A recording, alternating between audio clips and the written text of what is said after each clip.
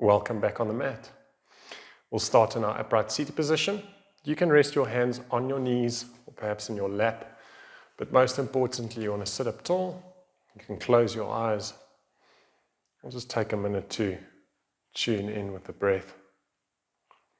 Establish what your breathing pattern is like before we start to take charge of the breath. Just noticing inhales and exhales. It's always good to imagine that you sit right up against the wall. It acts as a bit of a reminder to keep your spine nice and long, and even the back of the head falling in place with the rest of the spine.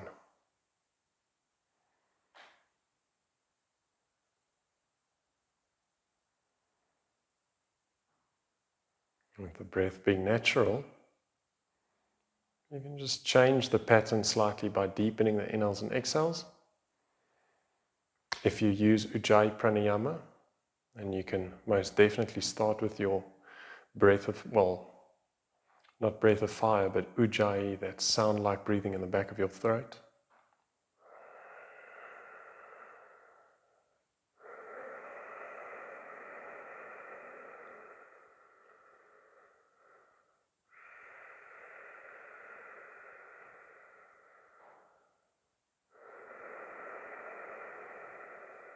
Just maintain that breathing pattern and know that with the sun salutations that we'll start with, the idea is to link breath and movement. It's almost like an active meditation or meditation in motion.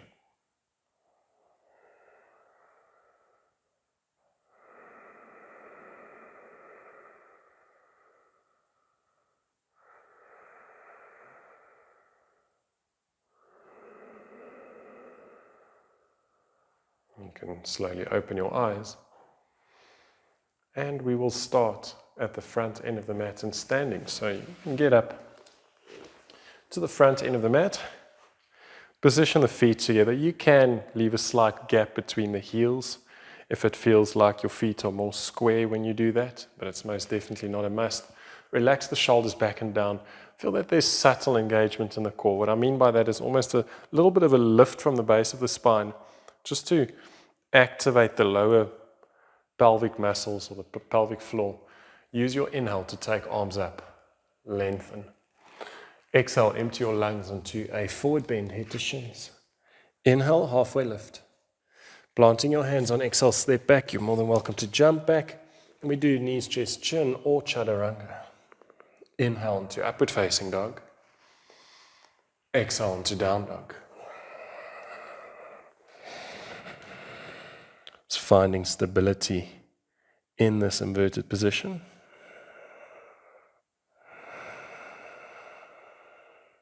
The idea is not to overthink a posture, but rather just to feel.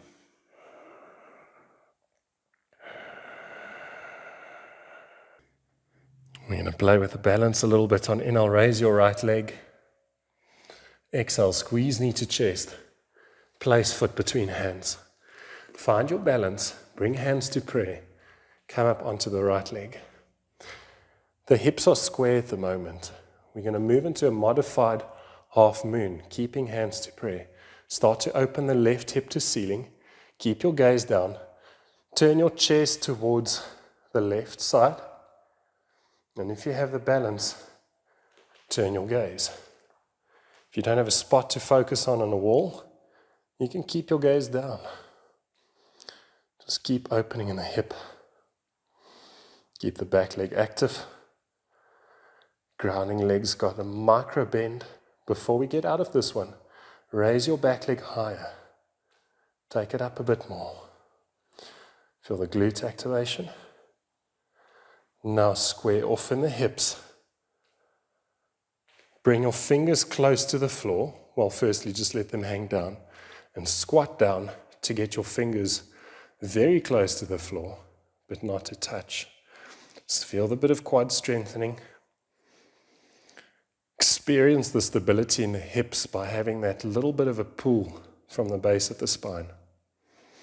And now once again, reach to the back of the mat with the back foot. Step it back. hands down, plank. In plank, we do the same rotation. So point the elbows back and out to the sides and just keep moving. You don't have to move too fast.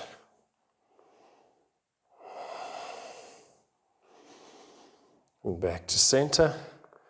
Chaturanga on the exhale. Inhale, up dog. Exhale, down dog. Inhale, raise your left leg. Squeeze knee into chest. Place foot between hands. Find your balance. Come up. Hands to prayer. First we have the hips square.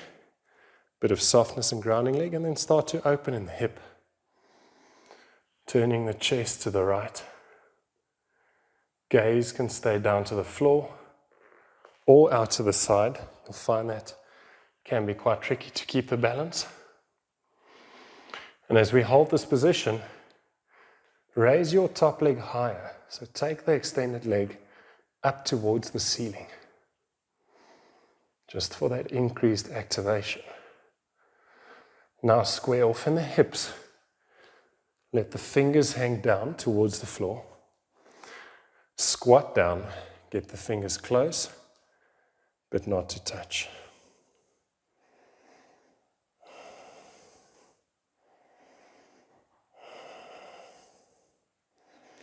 Reach to the back of the mat with the back foot. Step it back, hands down, plank. This time round in plank, we simply shift a bit of weight back and forth, but the movement's coming from the feet. So balls of the feet pushing the body forwards, then shifting weight back. Keep moving.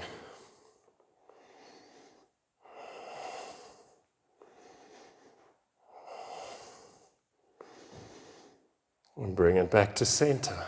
So, maybe your knees, chest, chin, or you relax in child's pose, or you do 5 slow push-ups with me. Exhale down. Inhale up. Exhale down. Inhale up. Exhale down for the third one. Inhale up. Exhale down. Inhale up. Just one more. Exhale down. Inhale up. Take your hips to downward facing dog. And keep the breath nice and deep.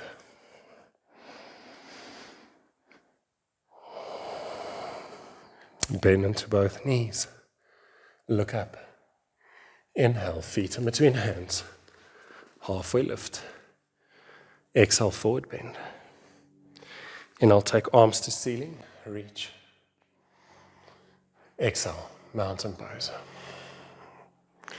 Keep your right foot on the floor. Bring your left knee up. As you pull the left knee up, interlace your fingers around the knee and just support the knee by pulling it a little bit higher.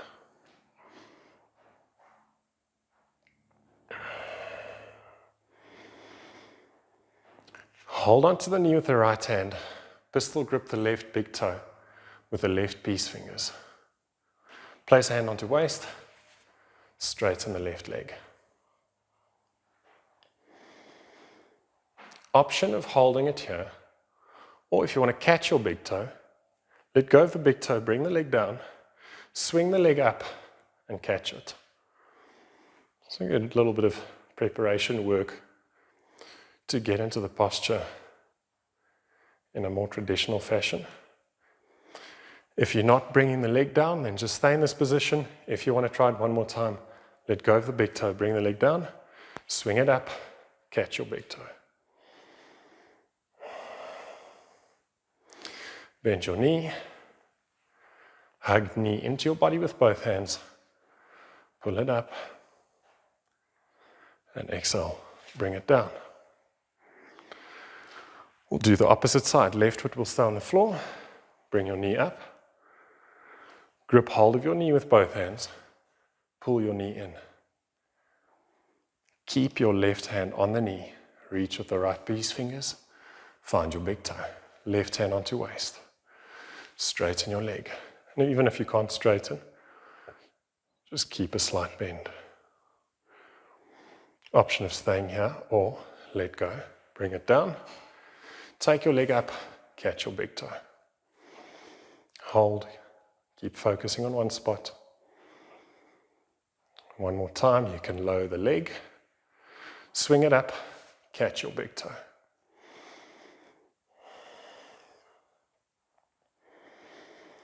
Bending knee. Pull your knee into your chest. And exhale. Bring it down. Just a bit of strengthening for the ankles, the legs. In this mountain pose position, take your feet out to the sides. So we've got the toes pointing out. Take a nice deep in-breath. On exhale, keep lengthening your spine and turn it into a forward bend so you can even relax your head down.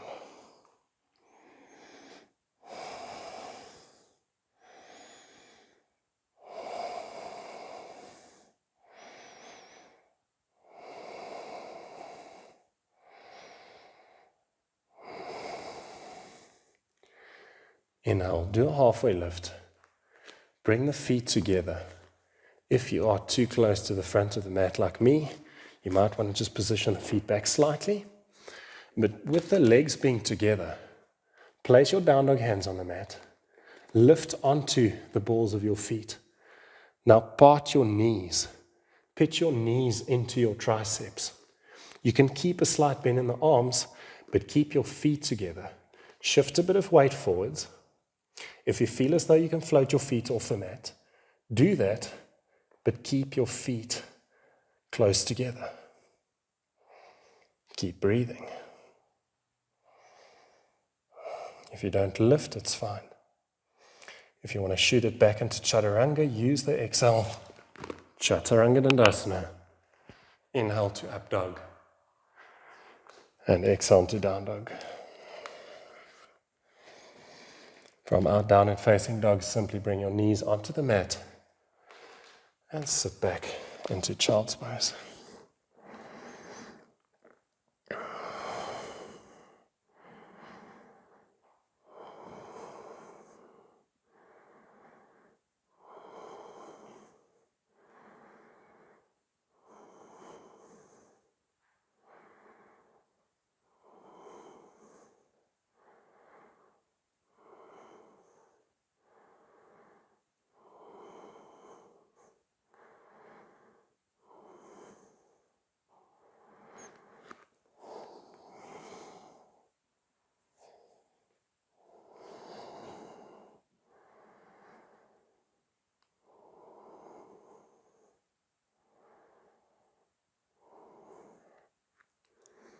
Slowly making your way back up. As you come up onto all fours, simply just turn your hands so the fingers point to the back of the mat. And even if you now switch the hands into this position, if it's very intense on the forearms, you might want to walk the hands closer to your knees. You'll find that there's less tension on the wrists. You don't want to overstretch. That's the last thing that you want to go and do with your wrists. But find the position that's okay for you. If it's still intense, bring the fingers out to the sides. Alternatively, straighten your legs so we get into a bit of a plank shape. You can stay here. You can even shift a bit of weight back and forth to get into the forearms. Or you can come down into a chaturanga. Keep breathing. Wherever you are is fine. Just giving a few options. Even if you are still in plank, you can dip the hips to meet me in an upward facing dog, keeping your toes tucked. And if that's still too intense on the forearms, then stay on all fours.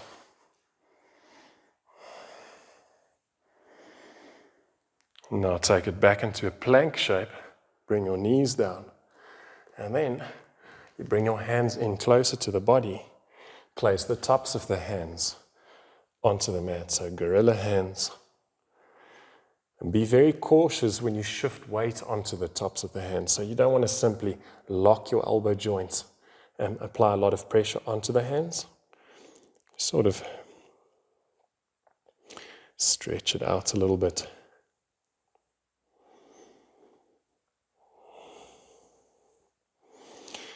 And then bring your hands back into a normal position on the mat. Tuck your toes, take it up into down dog.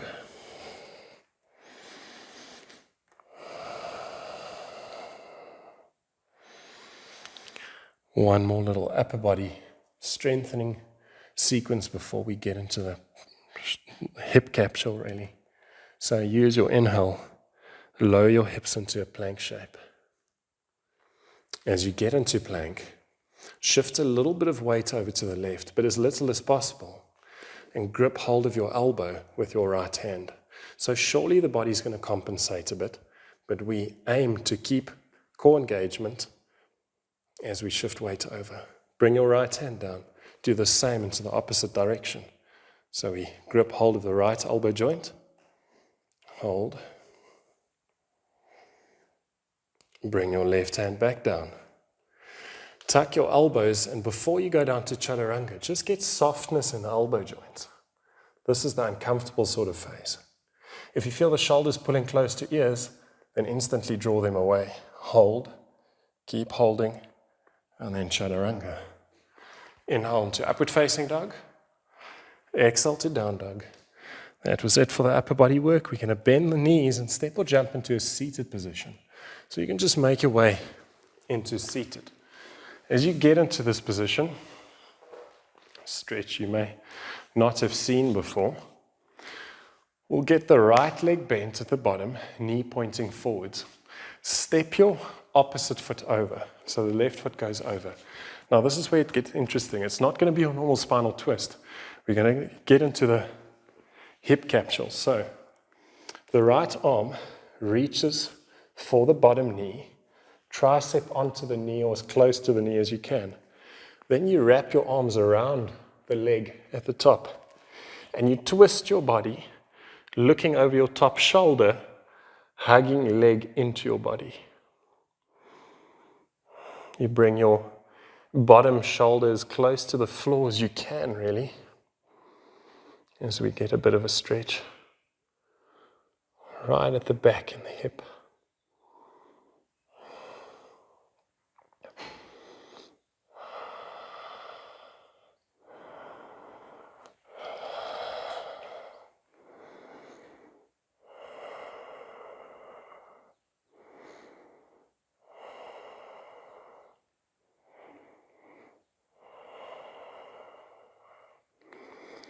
Slowly make your way up.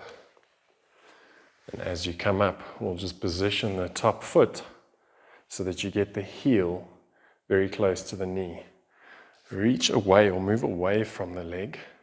Take your arm to the outside of the knee. Place hand onto the ankle. Opposite hand can be behind the back. It can be behind the back, or you can wrap the arm and find your leg. Take a nice deep inhale. Lengthen. Exhale, twist. Looking over the back shoulder.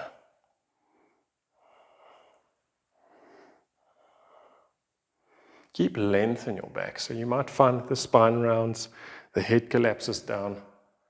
Just keep length. Then bring it back to center. It's almost a bit of a hip flexor stretch, really, apart from the obvious, which is the spinal twist. Change legs. So we get the opposite leg at the bottom. Step opposite leg over. So the right leg is now pointing up. Let's do the same thing. So the left arm reaches all the way. You grip hold of your leg and you look over your back shoulder or the top shoulder as you twist.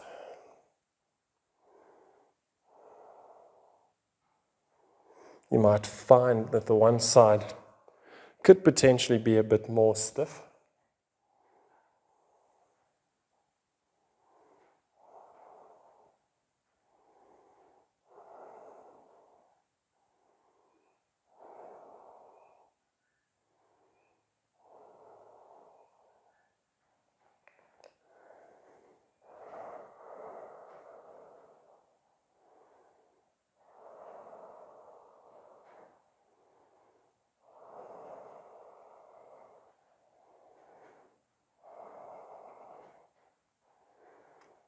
A nice deep stretch for the leg or for the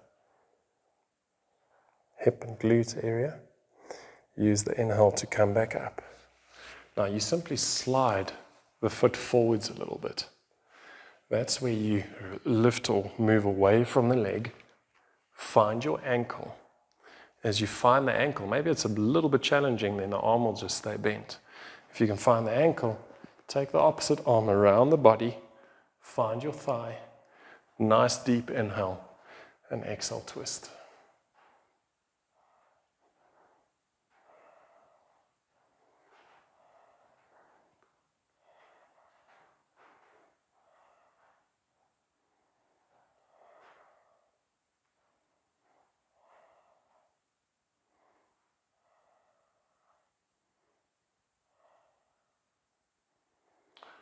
Inhale back to center, release, and then you just step the feet onto the floor. So let's just move the legs from side to side. Windshield wipers, I believe people like to call it.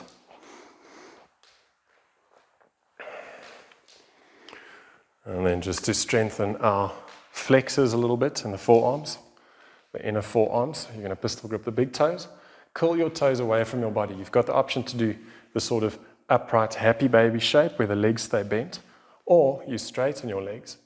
But if you go with the option of straightening legs, don't simply rely on the fingers and the arms to keep the legs up.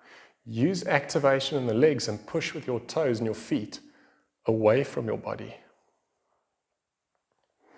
Keep your chest up. Almost like the exercise where you lift your leg up and you've got to catch the big toes, we can do something similar here. You can let go of your big toes, keep your legs up, and then once again grip hold of the toes and hold. If you want to maybe do it one more time with me, you simply let go, keep the legs up. I sort of flex the feet to comfortably find my toes, and then you push away from the body with the big toes.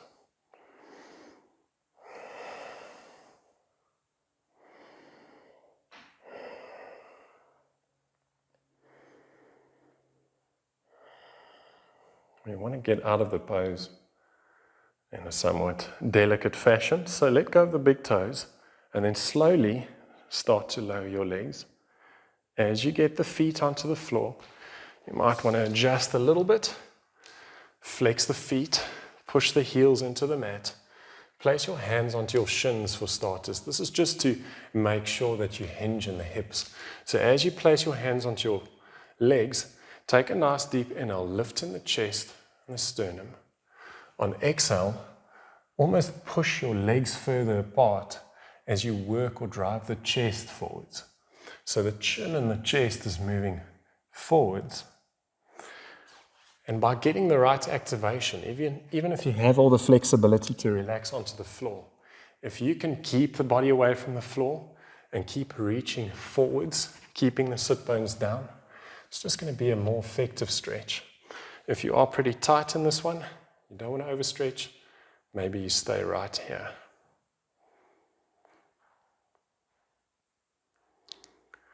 It takes a bit of patience because in a yoga class we obviously deal with many different areas of the body, if not all the areas of the body. And we are only as strong as our weakest points. So if there's maybe extreme tightness in one area, then you have to be patient and know that it's going to get better over time. Use the inhale to make your way back up. We'll take the front leg. You bend the front leg at 90 and the back leg sort of does more or less the same thing. You just kind of get it onto the mat. Then walk your hands away from your front foot and gaze towards the back foot. A little bit of a twist.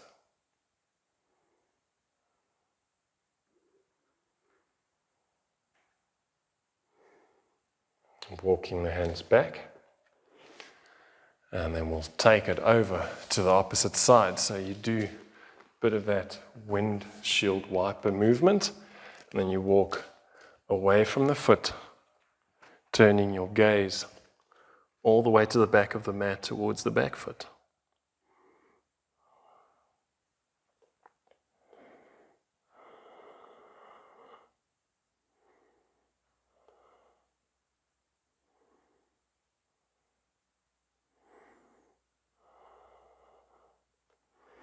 Walking the hands back. As we come back to center, we will now do an inverted position, headstand. And if headstand's not in your practice, then you're simply not going to lift up all the way. Half headstand is perfectly fine. I'll talk you through it. If you are comfortable with your headstand, you can simply get up into the headstand with me, but your pistol grip, or at least grip hold onto the outsides of the arms. Elbows not too wide. You interlace your fingers, and as you interlace the fingers, you grip hold behind the back of the head. You place the crown of the head down. You get a spot to focus on. Straighten your legs. That's where you walk the feet closer.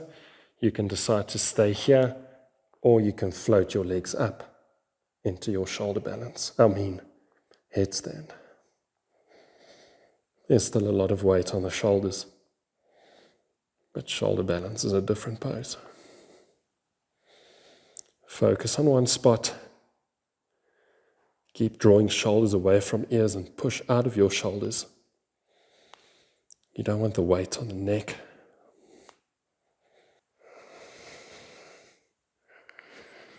In order to get out of the posture, you've got two options. You can bring one leg down and get the other leg to follow, or you can slowly lower both legs. Once you come down, you can take a nice and comfortable child's pose, even turning the head from side to side.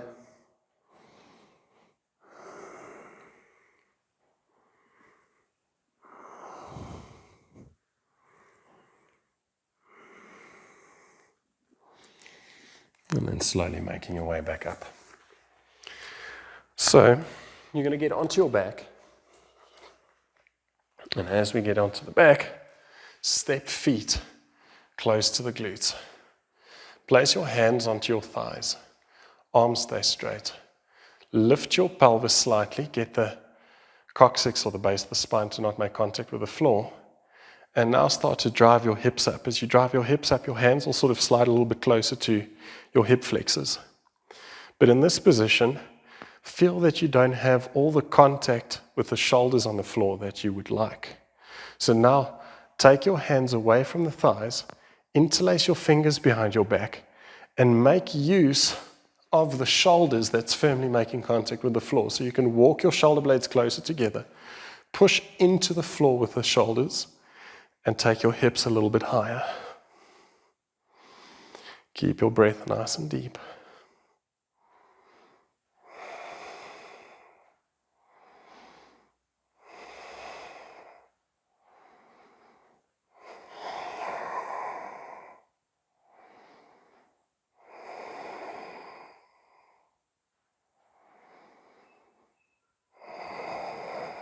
One more deep inhale. Exhale, slowly lower all the way down onto the floor. And this time around you can hug knees into your chest. So simply take your legs up and hug knees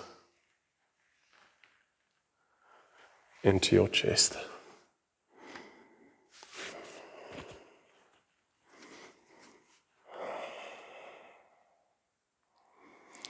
Bring your feet back onto the mat. Simply get right ankle above on top of the left knee. Interlace your fingers around the left knee and pull your leg towards your body. A bit of a reclined figure four pose. You can even slow down the breathing.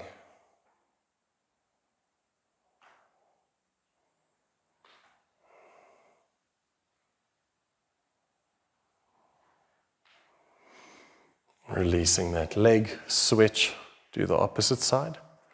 Interlace and actively pull your leg towards your body.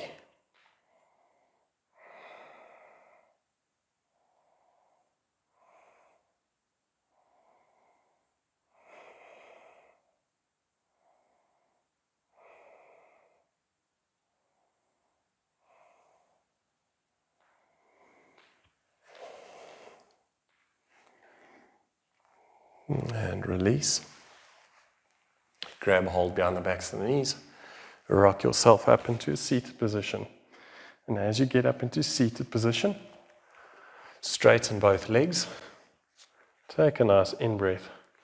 On exhale, simply take it into a forward bend of your choice. So this Paschimottanasana, you don't have to grip hold of the feet. You don't have to flex all too much.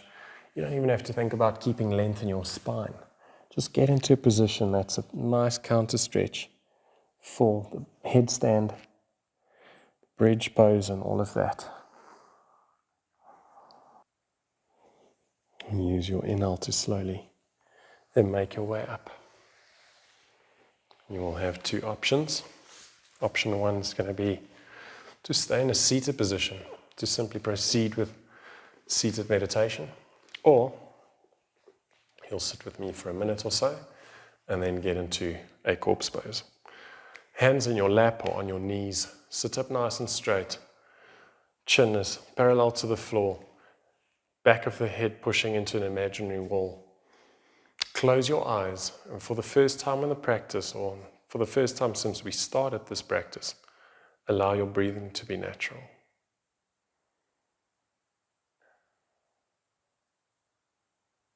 Feel that it's effortless to breathe. You don't need a tremendous amount of oxygen. You've been oxygenating the body throughout this entire yoga practice. Now you become light.